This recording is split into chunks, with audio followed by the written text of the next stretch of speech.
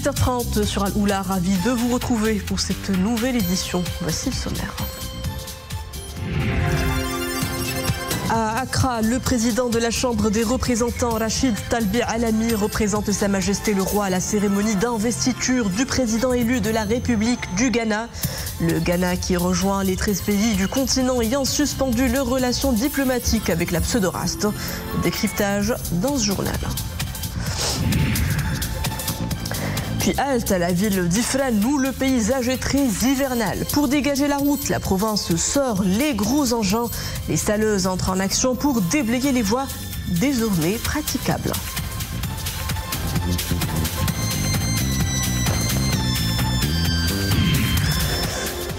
À Tanger, experts et étudiants débattent des technologies émergentes, Big Data et IA, des outils d'aide à la décision qui dévoilent tout leur potentiel.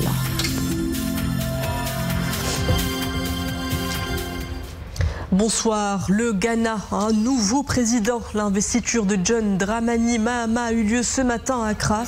Le président de la Chambre des représentants, Rachid Talbi Alami, a représenté Sa Majesté le Roi Mohamed VI à la cérémonie d'investiture. La délégation marocaine est composée du ministre des Affaires étrangères, de la coopération africaine et des Marocains résidant à l'étranger, Nasser Bourita, et de l'ambassadeur de Sa Majesté le Roi au Ghana, Iman Ouadil.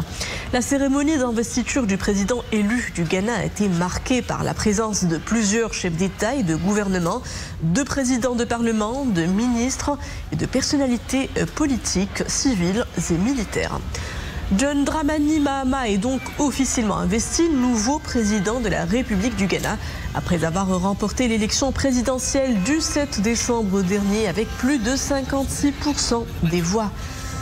Le nouveau président ghanéen a prêté serment devant la présidente de la Cour suprême du Ghana lors d'une cérémonie organisée dans la capitale, Accra. La République du Ghana vient d'ailleurs d'annoncer sa décision de suspendre ses relations diplomatiques avec la pseudo-raste. Décision communiquée dans un document officiel du ministère des Affaires étrangères et de l'intégration régionale de la République du Ghana, adressé au ministère des Affaires étrangères, de la coopération africaine et des Marocains résidant à l'étranger. Une nouvelle percée diplomatique à la faveur d'une vision royale éclairée. Sophia Fgroud. Nouvelle percée diplomatique pour le dossier du Sahara marocain, sous l'impulsion d'une vision royale clairvoyante. La République du Ghana suspend ses relations avec la pseudo-raste. Une décision communiquée dans un document officiel du ministère ghanéen des Affaires étrangères et de l'intégration régionale, adressé au ministère des Affaires étrangères, de la coopération africaine et des Marocains résidant à l'étranger. Dans la foulée, le Ghana a décidé d'informer à travers les canaux diplomatiques le gouvernement marocain, l'Union africaine et l'Organisation des Nations Unies de cette position. Je pense que la position du Ghana va influencer positivement la dynamique au sein de l'Union africaine en rejoignant les pays qui ont mis un terme à leur reconnaissance de la pseudo-raste. Cela va avoir une influence au sein du système régional et au sein de l'Union africaine. Le Ghana, de par son rôle important au sein de l'Union africaine, peut inciter d'autres pays dont les positions quant à la question de l'intégrité territoriale sont floues à faire de même. Cette position, qui intervient au tout début de l'année 2025, inaugure une année décisive dans le processus d'expulsion du Polisario de l'Union africaine.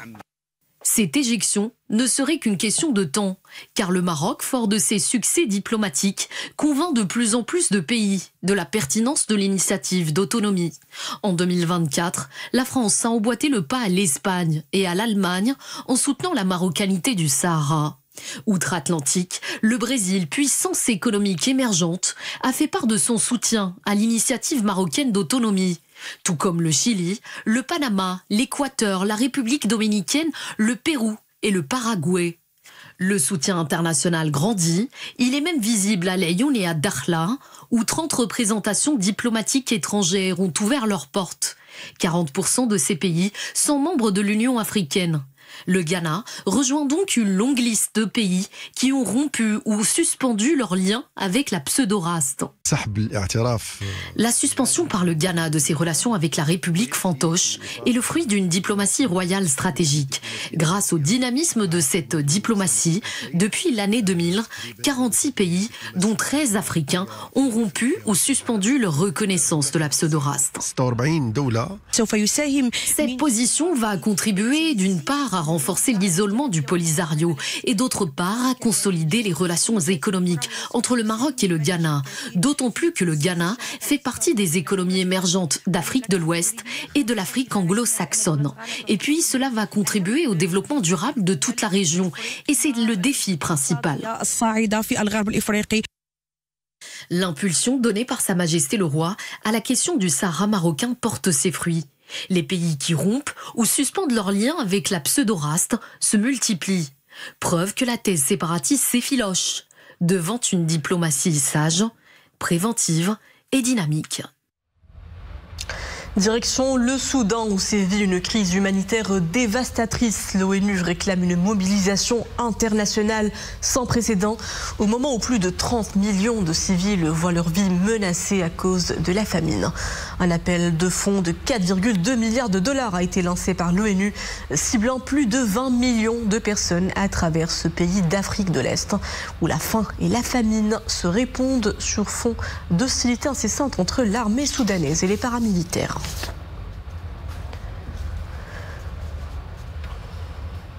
Loin du continent, la Chine, où au moins 126 personnes ont été tuées et 188 autres blessées dans le puissant séisme qui a frappé ce matin la région du Tibet, dans le sud-ouest du pays. La secousse de magnitude 6,8 a provoqué l'effondrement de nombreux bâtiments. Il s'agit du séisme le plus puissant enregistré dans la région depuis 5 ans. Les secousses ont été ressenties jusqu'au Népal voisin. Retour sous nos cieux où la pluie s'invite enfin et déborde vers le centre du pays. Une atmosphère vivifiante règne sur la majeure partie du territoire où les cumuls de précipitations ont atteint ces dernières 24 heures les 24 mm à Taza, 22 mm relevés à Ifrane, 20 à Fez, 9 mm observés du côté de Chefchaouen et Ben Slimane, puis 8 mm à Khouribga. Il est tombé 7 mm à Noisseur et Sidi Slimane. La neige est également de la partie en région montagneuse sur les hauteurs d'Ifrane. Il est tombé en ce début de semaine 20 bons centimètres de neige. La ville se part à son tour d'un beau manteau blanc. Au milieu de ce décor hivernal, les saleuses se fraient un chemin sur les chaussées enneigées où la circulation a été vite rétablie. Sur place, arrêt sur image, signé Ahmed El Fadeli avec le récit de Boubkar Ngabrit. Les flocons de neige commencent à envelopper la ville et sa montagne. Les cèdres dressés majestueusement sur les flancs de l'Atlas, résistant bien que mal au poids de la neige. La petite Suisse séparée d'un beau manteau blanc et les images en disent long sur la magie hivernale qui s'est installée sur les hauteurs de l'Atlas. Ces chutes de neige nous apportent de la joie. Elles sont importantes après une longue période de sécheresse. J'ai pris la route depuis Kenitra. Je suis très impressionné par ces chutes de neige. J'espère que cela va continuer. Nous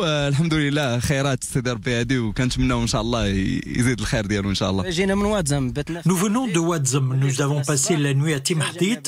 Au réveil le matin, nous avons été surpris par ces importantes chutes de neige. Les responsables de l'équipement des routes sont sur le terrain et travaillent d'arrache-pied pour dégager les routes.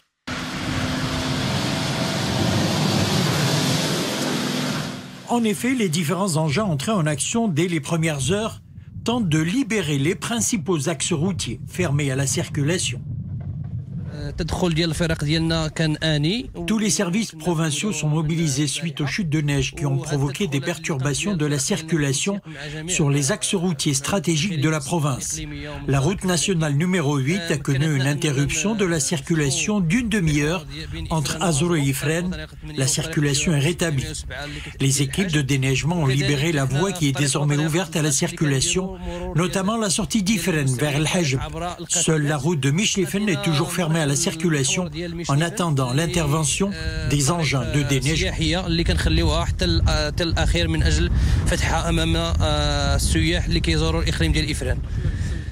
Ces dernières chutes de neige arrivent à point nommé. La capitale du Cèdre retrouve enfin toute sa splendeur et sa magie. Nous vous le disions il y a quelques instants, la République du Ghana vient d'annoncer sa décision de suspendre ses relations diplomatiques avec la pseudo-raste. On fait le décryptage de cette actualité en compagnie de Sharkawi Roudani, professeur universitaire et expert en géostratégie et sécurité. Bonsoir. Bonsoir madame. Merci. Alors le Ghana, merci à vous. Le Ghana rejoint donc le bal des pays ayant retiré la reconnaissance de l'entité Fantoche. Dans quelle mesure ces retraits en cascade confortent la dynamique internationale d'appui à la marocanité du Sahara sous le leadership royal? Oui, la première chose la plus importante que j'aimerais bien souligner, c'est que depuis le retour institutionnel du Maroc à l'Union africaine et avec une vision éclairée de Sa Majesté le roi Mohamed VI, Sa Majesté, il a axé sa vision sur la mise en place des partenariats stratégiques avec tous les pays membres du continent, les pays africains, même les pays avec lesquels il y avait des tensions ou bien des divergences politiques. Donc c'est-à-dire que Sa Majesté incarne une vision fondée sur le panafricanisme, la solidarité et la volonté de hisser le panafricanisme à un niveau très important. Aujourd'hui, il y a des nouveaux paradigmes dans le continent africain. Il y a aujourd'hui des initiatives de Sa Majesté le roi Mohamed VI qui dépassent aussi aujourd'hui le continent africain. Nous parlons de deux initiatives qui sont stratégiques, à savoir l'initiative de l'inscription des pays afro-atlantiques dans la géostratégie de l'Atlantique, y compris le Ghana, et aussi de le désenclavement des pays du Sahel et l'inscription de ces pays dans l'Atlantique. Aujourd'hui aussi, il y a le projet du pipeline du gaz qui relie le Nigeria, passant par le Ghana, par d'autres pays de l'Afrique de l'Ouest, vers le Maroc, vers l'Europe de l'Ouest. Aujourd'hui, on parle de ces initiatives et ces visions structurelles de Sa Majesté. Ils ont, il faut le dire avec courage, ils ont une forte charge géopolitique dans la dynamique de développement du continent africain. Aujourd'hui, les pays africains, ils ont une appréhension stratégique du rôle pivot que joue le Maroc dans les relations sud-sud. Il joue un rôle très très important et c'est pourquoi depuis 2000, il y avait un retrait de 46 pays africains qui ont gelé donc soit la reconnaissance de ce qu'on appelle aujourd'hui le Polisario et aussi donc à l'échelle internationale, on parle de 113 pays qui reconnaissent l'intégrité territoriale du Maroc. Il y a donc dans toutes les régions du monde, même récemment on a vu avec le Panama, on a vu avec le Paraguay, on a vu avec le Salvador, les pays européens dépassent 20 pays maintenant qui reconnaissent l'intégrité territoriale du Maroc. Et je pense que cette reconnaissance du Ghana, c'est une reconnaissance de dimension stratégique. C'est un acte historique et qui va avoir effectivement des impacts sur le continent africain. C'est un élément déclencheur dans la géopolitique de ce conflit. Il faut le dire, tout le monde le sait, que le problème, c'est un problème géopolitique avec l'Algérie. Et aujourd'hui, je pense que le continent africain, les pays de l'Afrique de l'Ouest, n'oublions pas aussi une chose très importante, c'est que malgré les divergences avec le Ghana dans le temps, et même certaines ambiguïtés diplomatiques qui existaient entre Rabat et Accra, Sa Majesté il a joué un rôle très important dans la réconciliation de ce qu'on appelle la crise du fleuve de Mano qui touchait et qui impactait le Ghana. Et donc de fait aujourd'hui nous sommes dans une vision de Sa Majesté qui est axée sur l'avenir, c'est-à-dire malgré les désaccords ponctuel, Sa Majesté met en place une stratégie donc dans une perspective dynamique qui est basée sur le long terme. La mise en place des partenariats stratégiques et aussi le renforcement des liens bilatéraux avec les pays africains. C'est une décision claire et forte qui conforte la légitimité de la position marocaine appuyée par la communauté internationale. Que peut-on retenir de ces succès diplomatiques qui ne cessent de s'enchaîner? Tout simplement, aujourd'hui, nous vivons dans le XXe siècle. Le XXIe siècle, c'est des nouveaux paradigmes à l'échelle de la politique internationale. Il y a une nouvelle doctrine géopolitique du Maroc incarnée par la vision de Sa Majesté le roi Mohamed VI qui met l'intégration du continent africain et les intérêts du Maroc avec les pays africains au-dessus des divergences, au-dessus des tensions politiques, ce qui a été concrétisé avec cette reconnaissance du Ghana et d'autres pays. N'oublions pas la reconnaissance française, n'oublions pas aussi la reconnaissance américaine, espagnole. On parlait maintenant de plusieurs pays européens. Récemment, il y avait l'Estonie, la Finlande, donc le Danemark. Très très bientôt, peut-être d'autres pays puissants qui pourraient emboîter le pas de la France et des États-Unis. Donc je pense aujourd'hui, c'est que aujourd'hui la communauté internationale est là donc cette vision et ce rôle que joue le Maroc dans les relations sud-sud, dans le développement du continent africain. Et aussi, il appréhende les enjeux de la doctrine géopolitique marocaine qui est axée sur le développement, sur la prospérité et sur la sécurité. N'oublions pas aussi qu'avec le Ghana, nous avions toujours des relations bilatérales très importantes, surtout après le retour institutionnel du Maroc dans le continent africain. Il y avait des échanges. Le Maroc participe à plusieurs reprises dans des manœuvres militaires où il y avait le Ghana. Je parle de Open Game, je parle de Flintlock 2024. Donc, c'est-à-dire qu'il y avait un acquis très, très important. Aujourd'hui, cette reconnaissance, c'est la concrétisation d'une vision royale de mettre en place un axe Rabat-Accra qui se base sur des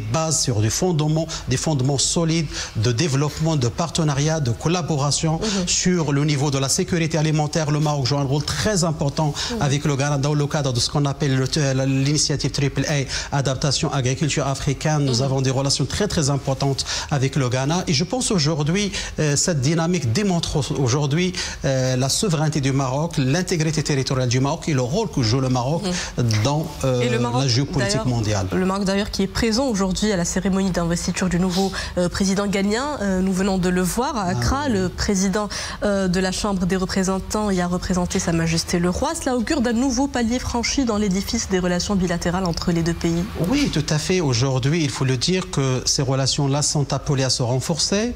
Il y avait certaines ambiguïtés diplomatiques qui sont aujourd'hui anéanties par cette décision historique du Ghana en reconnaissant, donc en suspendant donc la reconnaissance du pseudo-RASD. Aujourd'hui, cette relation, il est de dimension stratégique, il est appelé à jouer un rôle très important, pas que dans les relations bilatérales, mais aussi dans l'intégration du continent africain. N'oublions pas que la région du Golfe de Guinée connaît des métamorphoses sécuritaires, connaît des défis et des enjeux. Le Maroc, il est appelé aussi à jouer un rôle très important dans la mise en place de plusieurs initiatives avec le Ghana.